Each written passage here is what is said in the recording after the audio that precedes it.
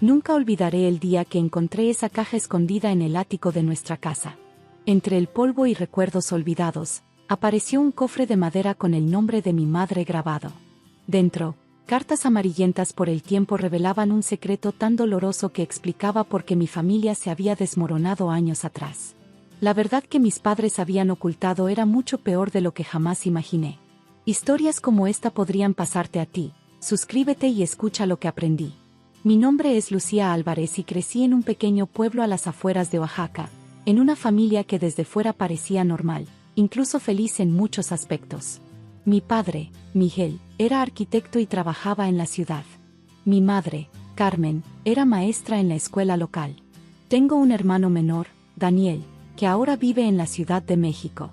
Hasta mis 12 años, creí que teníamos una familia como cualquier otra. Teníamos nuestras tradiciones. Los domingos después de misa íbamos a comer al mercado, celebrábamos cada cumpleaños con una piñata aunque ya fuéramos grandes, y cada año visitábamos a la familia extendida en Navidad. Había discusiones, por supuesto, como en todas las familias, pero nada que hiciera presagiar lo que vendría. Todo cambió un viernes por la tarde cuando regresé de la escuela y encontré a mi madre llorando en la cocina, con una maleta a su lado. Tu padre y yo vamos a separarnos, me dijo, intentando controlar el temblor en su voz.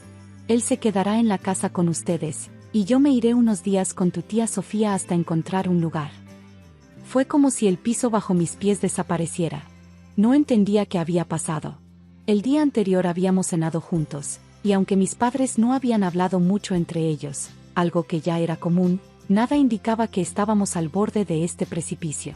¿Por qué?, pregunté, con la voz entrecortada. ¿Qué pasó? Mi madre solo negó con la cabeza. Son cosas de adultos, mi amor. Tu padre te lo explicará a su manera. Pero mi padre nunca explicó nada. Cuando llegó esa noche y encontró a mi madre ya ausente, solo dijo, tu madre necesita espacio. Vamos a estar mejor así por un tiempo. Los meses siguientes fueron un caos de nuevas rutinas y silencios incómodos. Mi madre alquiló un pequeño departamento cerca de la escuela donde trabajaba. Nos quedábamos con ella los fines de semana, mientras que los días de semana seguíamos en la casa familiar con papá. Los adultos a nuestro alrededor parecían conspirar en un pacto de silencio. Cuando preguntábamos, las respuestas eran vagas. A veces el amor se acaba, es mejor así que seguir peleando, cuando sean mayores se entenderán. Mi padre se volvió más callado, pasaba más tiempo en su estudio trabajando. Mi madre intentaba compensar la ruptura siendo extra cariñosa durante nuestras visitas, preparando nuestros platillos favoritos, planeando salidas a lugares que nos gustaban. Pero había una tristeza permanente en sus ojos que nunca había notado antes. Daniel, que entonces tenía 9 años, se adaptó sorprendentemente mejor que yo. Quizás a esa edad es más fácil aceptar los cambios sin cuestionarlos tanto. Yo, en cambio, no podía dejar de buscar respuestas. Observaba a mis padres cuando creían que no los miraba, escuchaba conversaciones a escondidas, analizaba cada interacción buscando pistas de lo que realmente había sucedido. Unos años después, cuando tenía 16, escuché una conversación entre mi tía Sofía y mi madre. Hablaban en voz baja en la cocina, sin saber que yo acababa de llegar. Ya han pasado 4 años, Carmen, decía mi tía. Los niños merecen saber la verdad. Especialmente Lucía, que sigue preguntando. No puedo, respondió mi madre. ¿Cómo le explicas algo así a tus hijos? ¿Cómo les dices que su padre? En ese momento, tiré accidentalmente mi mochila, alertándolas de mi presencia. La conversación se cortó abruptamente. Cuando entré a la cocina, ambas me sonrieron con una naturalidad demasiado ensayada. Esa conversación interrumpida solo aumentó mi obsesión por descubrir la verdad. Pero la vida siguió su curso. Me gradué de la preparatoria y me fui a estudiar Derecho a la Universidad Autónoma de Puebla. La distancia, los nuevos amigos y las exigencias académicas me distrajeron temporalmente de los misterios familiares. Durante esos años universitarios, mis padres formalizaron su divorcio, aunque en la práctica habían estado separados desde aquel viernes fatídico. Mi padre siguió viviendo en la casa familiar, que para entonces estaba mayormente vacía ya que Daniel también se había mudado para estudiar ingeniería en la Ciudad de México. Mi madre continuó en su pequeño departamento, dedicándose a sus estudiantes y a un grupo de apoyo para mujeres que había comenzado a liderar en la comunidad. La relación entre ellos era cordial pero distante. Se veían en graduaciones, en algún cumpleaños importante, y mantenían comunicación básica sobre nosotros. Desde fuera, parecían dos personas que simplemente habían tomado caminos separados, sin conflictos aparentes. Pero yo sabía que había algo más, una herida no cicatrizada que nadie quería nombrar. La respuesta llegó hace 3 años, cuando regresé a casa después de mi graduación. Mis padres habían organizado una pequeña celebración familiar en la casa donde crecí. Fue extraño verlos juntos de nuevo bajo el mismo techo, moviéndose con la familiaridad de quienes compartieron una vida pero manteniendo siempre una distancia prudente. Después de la fiesta, cuando todos se habían ido, decidí quedarme unos días más. La casa necesitaba una limpieza profunda y algunas reparaciones antes de ser vendida, ya que mi padre finalmente había decidido mudarse a un lugar más pequeño ahora que Daniel y yo habíamos terminado nuestros estudios. Fue durante esa limpieza que subí al ático para revisar viejas cajas y decidir qué conservar. El espacio estaba lleno de recuerdos, mis viejos cuadernos escolares, los juguetes de Daniel, decoraciones navideñas que no se habían usado en años. En la esquina más alejada, detrás de maletas viejas y cajas de cartón, encontré un baúl de madera que nunca había visto. Tenía un pequeño candado, pero estaba abierto. Al levantar la tapa, lo primero que vi fue una foto de mi madre mucho más joven, sonriendo de una manera que yo no recordaba haberle visto nunca. Bajo la foto había cartas atadas con un listón rojo, un diario y varios sobres con fechas escritas a mano. No debería haberlo hecho, pero la curiosidad pudo más. Tomé el diario y comencé a leer. Era la letra de mi madre, y las entradas comenzaban poco después de mi nacimiento. Al principio eran reflexiones normales de una madre primeriza, sus miedos, sus alegrías, su cansancio. Pero a medida que avanzaba en las páginas, el tono cambiaba. Miguel llegó tarde otra vez. Tenía perfume de mujer en la camisa. Cuando le pregunté, se enojó y dijo que estoy paranoica, que el estrés de ser madre me está afectando. Quizás tenga razón. Encontré mensajes en su teléfono. Ya no puedo seguir negando lo evidente. Tiene una relación con alguien más. No sé qué hacer. Los niños son tan pequeños. Hoy confesó todo. Dice que es solo una aventura, que no significa nada, que me ama a mí y a nuestra familia. Le creo. Quiero creerle. Por los niños, vamos a intentarlo de nuevo. A medida que leía, descubría un patrón que se repetía a lo largo de años. Sospechas, descubrimientos, confesiones, promesas de cambio, periodos de aparente calma, y luego el ciclo comenzaba de nuevo. Mi madre había descubierto múltiples infidelidades de mi padre durante todo su matrimonio, desde que yo era una bebé. Con manos temblorosas, desaté el listón rojo que sujetaba las cartas. Algunas eran de mi padre para mi madre, cartas de disculpa, promesas de cambio, declaraciones de amor. Otras eran de mi madre para él, nunca enviadas, cartas donde expresaba su dolor, su decepción, su lucha interna entre el amor que sentía y el respeto que merecía. Pero lo más impactante estaba en un sobrefechado un mes antes de la separación definitiva. Dentro había resultados médicos y una carta de un doctor. Mi madre había contraído una enfermedad de transmisión sexual debido a las infidelidades de mi padre, algo que requirió tratamiento prolongado y que casi comprometió su capacidad de tener más hijos después de Daniel. Junto a esos resultados, encontré una carta escrita por mi madre pero nunca enviada. Miguel, esta es la última vez que tu comportamiento pone en riesgo mi salud y mi dignidad. Por años he soportado tus mentiras, creyendo que los niños necesitaban una familia unida. Pero ahora veo que lo que necesitan es una madre que se respete a sí misma, que les enseñe con el ejemplo que el amor no debe doler así. Me voy no por falta de amor, sino por exceso de amor propio, algo que tardé demasiado en desarrollar. Los niños merecen saber la verdad algún día, pero no ahora, no cuando podría destruir la imagen que tienen de ti. Esa responsabilidad la dejo en tus manos.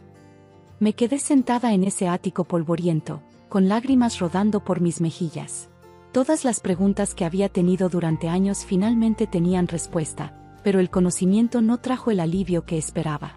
En su lugar, sentí una mezcla de rabia hacia mi padre, tristeza por mi madre, y una especie de culpa por haber estado tan obsesionada con una verdad que ahora me aplastaba. Bajé del ático con el diario y algunas cartas. No sabía exactamente qué haría con ellos, pero sentía que no podía simplemente devolverlos a su escondite y pretender que nunca los había encontrado. Mi padre regresó esa tarde. Lo miré con nuevos ojos, buscando en ese hombre de 56 años rastros del infiel contumaz que había destrozado a mi madre una y otra vez. Parecía tan normal, tan paternal. Estaba preparando café en la cocina cuando reuní el valor para confrontarlo. Encontré el diario de mamá, dije sin preámbulos. ¿Y las cartas? Se quedó inmóvil, con la cafetera en la mano. Por un momento, pensé que negaría todo, que inventaría alguna excusa. En cambio, puso la cafetera sobre la mesa con cuidado, como si fuera algo que podría romperse con el menor movimiento brusco. Nunca quise que te enteraras así, dijo finalmente. ¿Cuándo pensabas decírmelo entonces? ¿O esperabas que nunca lo supiera? No lo sé, Lucía. Supongo que una parte de mí esperaba que algunas verdades quedaran enterradas para siempre. ¿Por qué, papá? ¿Por qué le hiciste eso a mamá, a nosotros? Se sentó pesadamente. Por primera vez, me pareció ver a un hombre verdaderamente viejo, cargando un peso invisible. No hay una respuesta simple. Fui débil, egoísta. Amaba a tu madre, pero siempre sentí que algo faltaba. Buscaba emociones, validación, escape. La primera vez fue la más difícil. Después se volvió un patrón del que no sabía cómo salir. ¿Y no pensaste en nosotros? ¿En cómo nos afectaría? Me dije a mí mismo que ustedes nunca lo sabrían, que podía mantener esos dos mundos separados. Tu madre fue increíblemente fuerte, mucho más de lo que yo merecía. Protegió a la familia mientras pudo, hasta que ya no fue posible. Hablamos durante horas esa noche. No fueron conversaciones fáciles. Hubo momentos de rabia donde le grité cosas que nunca pensé que le diría a mi padre. Hubo momentos de su parte donde intentó justificarse, aunque rápidamente reconocía lo vacías que sonaban sus excusas. Y hubo momentos de un extraño entendimiento, no de perdón, sino de reconocimiento de la complejidad humana. Al día siguiente, visité a mi madre. No sabía si mencionarle lo que había descubierto, pero en cuanto me vio, supo que algo había cambiado. «Lo sabes, ¿verdad?», preguntó suavemente mientras preparaba té en su pequeña cocina. Asentí, incapaz de encontrar las palabras adecuadas. Siempre supe que algún día descubrirías la verdad. Eres demasiado curiosa, demasiado observadora. Como yo. ¿Por qué no me lo dijiste antes? Pasé años preguntándome qué había sucedido. Se sentó frente a mí, tomando mis manos entre las suyas. Quería protegerlos. A ti y a Daniel. Quería que tuvieran una relación con su padre sin el peso de mis heridas. No fue fácil, Lucía. Hubo días en que quise gritarlo todo, mostrarles quién era realmente el hombre que admiraban. Pero eso habría sido por venganza, no por su bien. Pero nos mentiste. No les mentí. Les oculté partes de la verdad que no estaban listos para procesar. Hay una diferencia. Dices eso como abogada, sonreí a través de las lágrimas. Quizás por eso eres abogada ahora, sonrió ella a su vez. En las semanas siguientes, procesé todo lo que había descubierto. Tuve más conversaciones con ambos, algunas juntos, la mayoría por separado. También hablé con Daniel, quien reaccionó con una mezcla de sorpresa y una extraña calma. Siempre supe que había algo más, me dijo. Pero decidí hace mucho tiempo que no necesitaba saber todos los detalles para seguir adelante. Mi hermano, 4 años menor que yo, parecía haber desarrollado una sabiduría que a mí me había eludido. Con el tiempo, comencé a ver nuestra historia familiar desde una perspectiva diferente. La separación de mis padres, que siempre había visto como una tragedia inexplicable, ahora aparecía como un acto de valentía por parte de mi madre. No fue una rendición, sino una afirmación de su valor como mujer. También empecé a ver a mi padre no como un villano unidimensional, sino como un hombre profundamente defectuoso que causó daño real pero que también sufría las consecuencias de sus propias acciones. No justificaba lo que había hecho, pero podía entender un poco mejor la complejidad detrás de sus decisiones. Lo más sorprendente fue descubrir una nueva relación con mi madre. La había visto siempre como la parte abandonada, la víctima de la historia. Ahora la veía como una mujer de inmensa fortaleza que había tomado decisiones difíciles, primero al quedarse, pensando en nosotros, y luego al irse, pensando también en nosotros, pero principalmente en ella misma. La venta de la casa familiar se completó 6 meses después. El día que entregamos las llaves al nuevo propietario, los 4 estuvimos presentes: mi madre, mi padre, Daniel y yo. Fue un momento extrañamente ceremonial, el verdadero final de una etapa que en realidad había terminado muchos años antes. Mientras salíamos de la que había sido nuestra casa, mi madre y mi padre se miraron brevemente. No fue una mirada de amor, ni de odio, sino de reconocimiento mutuo después de un largo viaje compartido, con todas sus alegrías y dolores.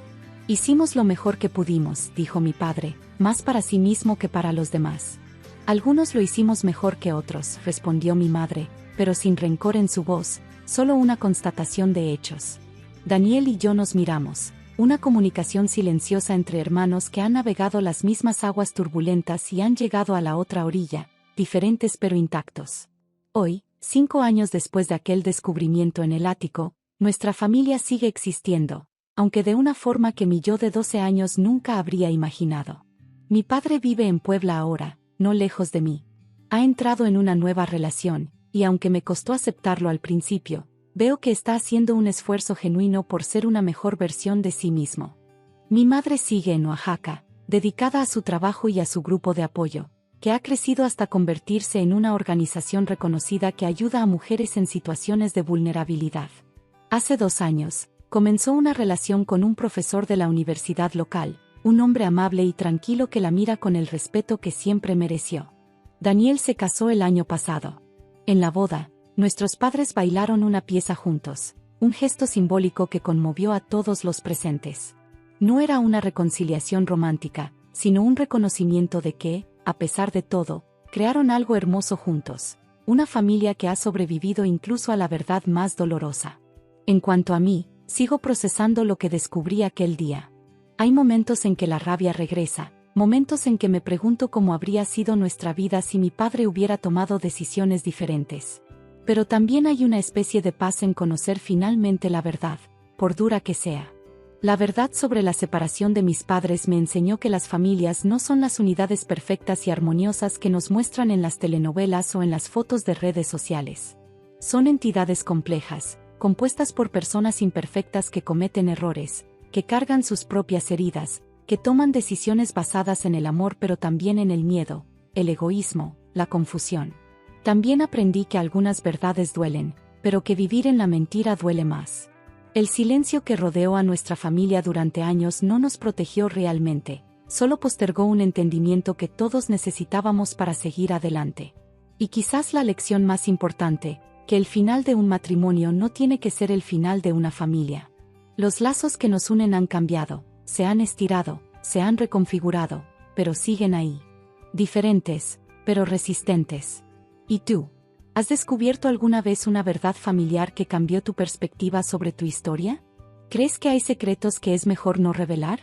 ¿O piensas como yo, que la verdad, aunque dolorosa, es el único camino hacia una sanación auténtica? Te leo en los comentarios.